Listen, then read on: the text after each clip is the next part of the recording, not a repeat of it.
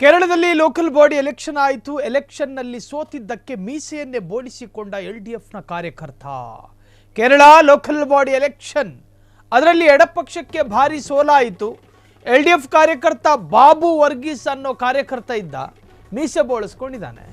ಕೇರಳದ local body ಎಲೆಕ್ಷನ್ನಲ್ಲಿ ಎಡಪಕ್ಷಕ್ಕೆ ಸೋಲಾಯಿತು. LDF ಕಾರ್ಯಕರ್ತ ಬಾಬು ವರ್ಗೀಸ್ ಮೀಸೆ ಬೋಳಿಸಿಕೊಂಡ ವಿಡಿಯೋ ಈಗ ಸಖತ್ ವೈರಲ್ ಆಗಿದೆ. ವೈರಲ್ ಆದಂತಹ ನಂತರ ಕೇರಳದಾದ್ಯಂತ ಬಹಳಷ್ಟು ಚರ್ಚೆಗೆ ಕಾರಣವಾಗಿದೆ. ಆತ ಈ ಹಿಂದೆ ಮಾತು ಕೊಟ್ಟಿದ್ದಂತೆ, ಒಂದು ವೇಳೆ ನಾನು ಸೋತ್ರೆ ಅಥವಾ ನಮ್ಮ ಪಕ್ಷ ಈ ಪ್ರದೇಶದಲ್ಲಿ ಸೋಲನ್ನು ಕಂಡ್ರೆ ನಾನು ಮೀಸೆ ಬೋಳಿಸಿಕೊಳ್ತೀನಿ ಅಂಥೇಳಿ ಮಾತು ಕೊಟ್ಟಿದ್ದ. ಅದರಂತೆಯೇ ಸೋತ್ರು ಆ ಮಾತನ್ನು ಉಳಿಸಿಕೊಳ್ಳೋದಕ್ಕೆ ಮೀಸೆಯನ್ನೇ ಬೋಳಿಸಿಕೊಂಡ. ಆ ವಿಡಿಯೋ ಈಗ ಸಖತ್ ವೈರಲ್ ಆಗಿರೋದು ಮಾತ್ರವಲ್ಲ, ಕೇರಳದಾದ್ಯಂತ ಬಹಳಷ್ಟು ಚರ್ಚೆಗೂ ಕೂಡ ಕಾರಣವಾಗಿದೆ. ತನ್ನ ಪಕ್ಷ ಆ ಪ್ರದೇಶದಲ್ಲಿ ಸೋತ ಕಾರಣ ಸಾರ್ವಜನಿಕವಾಗಿ ಮೀಸೆ ಬೋಳಿಸಿಕೊಂಡಿದ್ದಾನೆ ಎಲ್ಡಿಎಫ್ನ ಕಾರ್ಯಕರ್ತ.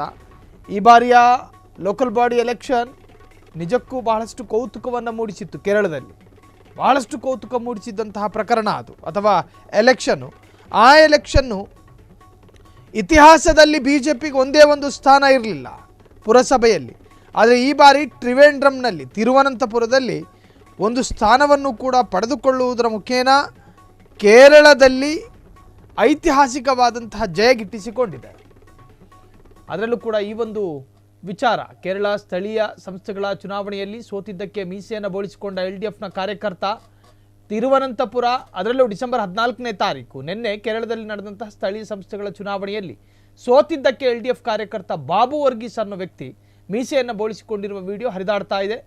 ಪಟ್ಟಣಂತಿಟ್ಟ ಅನ್ನೋ ಪ್ರದೇಶ ಪುರಸಭೆ ಚುನಾವಣೆಗೂ ಮುನ್ನ ವರ್ಗೀಸ್ ಅವರು ಎಡಪಕ್ಷಗಳು ಈ ಪ್ರದೇಶದಲ್ಲಿ ಅಧಿಕಾರ ಉಳಿಸಿಕೊಳ್ಳಲು ವಿಫಲವಾದರೆ, ಸೋತ್ರೆ ತಮ್ಮ ಮೀಸೆಯನ್ನು ಬೋಳಿಸಿಕೊಳ್ಳುವುದಾಗಿ ಸಾರ್ವಜನಿಕವಾಗಿ ಪ್ರತಿಜ್ಞೆ ಮಾಡಿದ್ದಲ್ಲಿ ಅಲ್ಲಿ ಮಾತ್ರವಲ್ಲದೆ ಜಿಲ್ಲೆಯಾದ್ಯಂತ ಎಲ್ಡಿಎಫ್ ದೊಡ್ಡ ಹೊಡೆತಕ್ಕೂ ಕೂಡ ಕಾರಣವಾಯಿತು.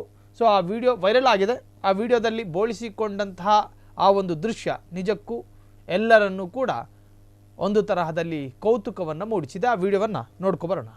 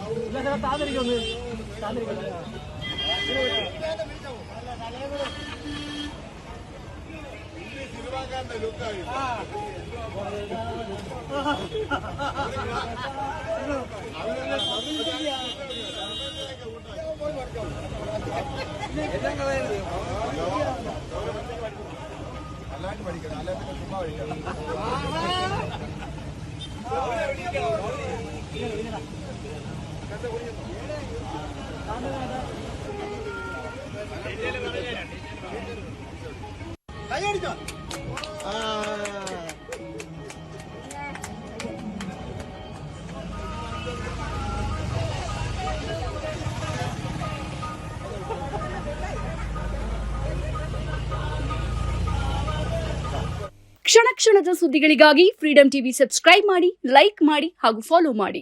ಹೊಸ ಸುದ್ದಿಗಳ ನೋಟಿಫಿಕೇಶನ್ಗಾಗಿ ಬೆಲ್ ಐಕಾನ್ ಮೇಲೆ ಕ್ಲಿಕ್ ಮಾಡಿ.